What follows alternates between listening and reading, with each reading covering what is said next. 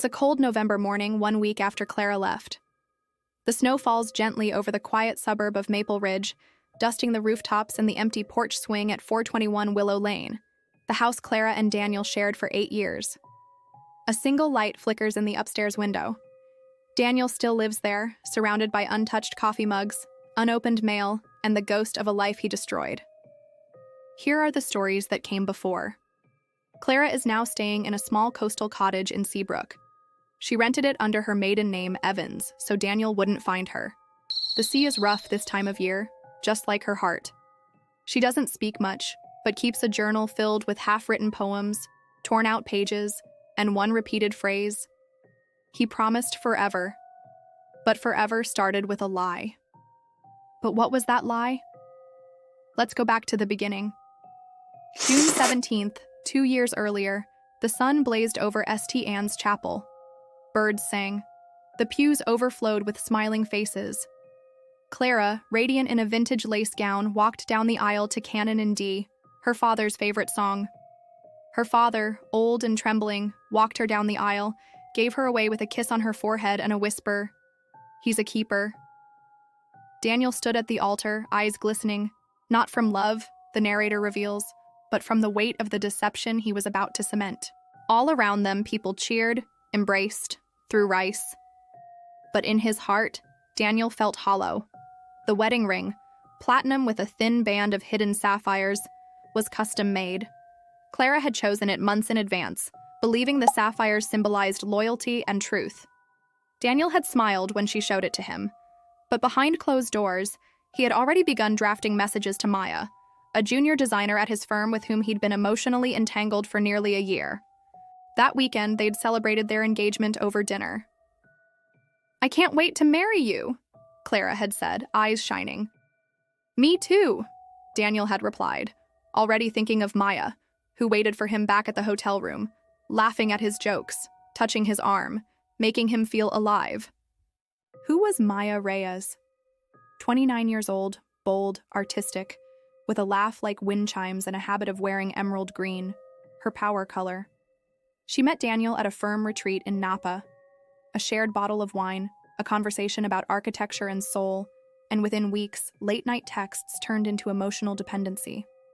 By the time Clara said yes to the ring, Maya already believed she was Daniel's true destiny. They exchanged vows beneath the stained glass windows of St. Anne's, promising to love, honor, and cherish, to be faithful. But when Daniel slipped the ring on Clara's finger, it was a hollow promise. Daniel didn't fall out of love with Clara. The narrator tells us he simply stopped seeing her. Over time, her quiet routines, her love for books and rainy afternoons became predictable to him. He craved drama, novelty, the thrill of being desired by someone who saw him as an escape, not a husband. After the wedding, Daniel maintained 2 lives. One with Clara, filled with polite affection and rehearsed intimacy, and the other with Maya, conducted through burner apps, hotel rooms under fake names, and weekend work trips to Portland.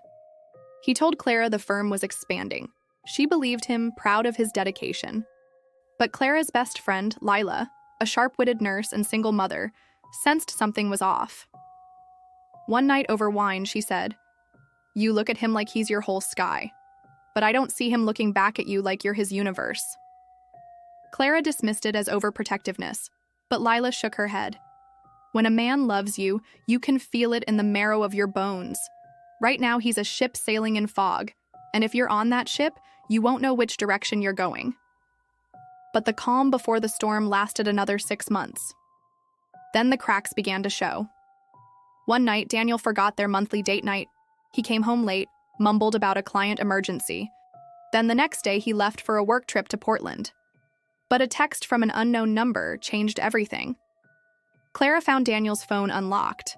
While he was in the shower, she saw a message from M that read, "I miss your hands on me. Last night wasn't enough." Her stomach dropped, but she convinced herself it was a misunderstanding. She deleted the message, too afraid of what truth might follow. Guilt-ridden, Daniel tried to reconnect, planning a surprise weekend at a lakeside cabin, cooking her favorite meal, holding her longer at night.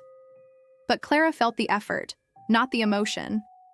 It was like being loved by a man trying to convince himself he still cared. A pregnancy scare forced a deeper conversation. Clara tearfully admitted she was ready to start a family. Daniel froze. She wants kids. In a few years, he said, handing her a tissue. But she noticed the way his eyes darted away. That night, he texted Maya. She wants kids. I don't know if I can do this. Maya replied, You don't belong in that life. You belong with me. Clara found the receipt for the emerald pendant during a spring cleaning tucked away in a shoebox. She tracked the engraving, MR, to a boutique in downtown Portland. She didn't confront Daniel. Instead, she began quietly investigating. She checked his work calendar, followed his Instagram, private now, and noticed he was tagged in a photo at a hotel bar 2 weeks ago, the same night he said he was in a board meeting. Overwhelmed, Clara hired a private investigator, not to confirm the affair, but to understand how deep it goes. 2 weeks later, an envelope arrived. No return address. Inside, photos of Daniel and Maya holding hands in a park, kissing in a parking garage, checking into a motel under the name David Miller. There was also a voicemail transcript. Daniel whispering, I wish I'd never married her. You're the only real thing I've ever done. She read it in her car parked outside the school where she taught English. She didn't cry. She stared at the students laughing on the lawn, wondering how many of them still believed in fairy tales. That night, she returned home and watched Daniel sleep. For a moment, she saw the boy who carried her books in college, who stayed up with her when her mother died, who whispered poetry into her hair during thunderstorms. And she wondered when the man beside her became a stranger. The confrontation didn't happen with shouting. It was quiet, devastating. Clara sat across from Daniel at the kitchen table, the report between them. I don't want excuses, she said. I just want to know when you stopped loving me. Daniel broke. He confessed, admitted he fell for Maya emotionally long before the physical affair, that he thought he could fix things, that he stayed because he feared being alone. Clara packed her things that night, not in anger, but in mourning.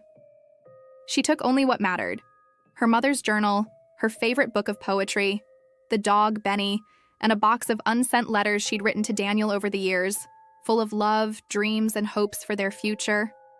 Daniel pleaded. He quit his job, deleted Maya's number, swore he'd do therapy, go to counseling, become the man she deserved. But Clara shook her head. You can't rebuild a house that was never built on solid ground. Months passed. Clara lived in the cottage, slowly healing. She started a blog under a pseudonym, The Quiet After, writing about love, loss, and the invisible fractures in relationships. It gained a following. Strangers wrote to say, I thought I was alone in this. Daniel spiraled. He moved into a downtown apartment, drank too much, showed up at Lila's doorstep begging for Clara's address. Lila refused. You don't get to hurt her and then miss her like she's the one who left. One rainy afternoon, Clara saw Daniel at a bookstore from afar, holding a copy of Rilke's Letters to a Young Poet, the same book he once read to her in bed. She watched him hesitate at the poetry section, then leave without buying it. That night, she wrote in her journal, Grief isn't just for the dead. Sometimes it's for the life you thought you'd have. Now we see flashbacks revealing Daniel's childhood, his father's abandonment, his mother's quiet suffering, his fear of being trapped in a loveless marriage. The narrator suggests he didn't cheat because he hated Clara, but because he didn't know how to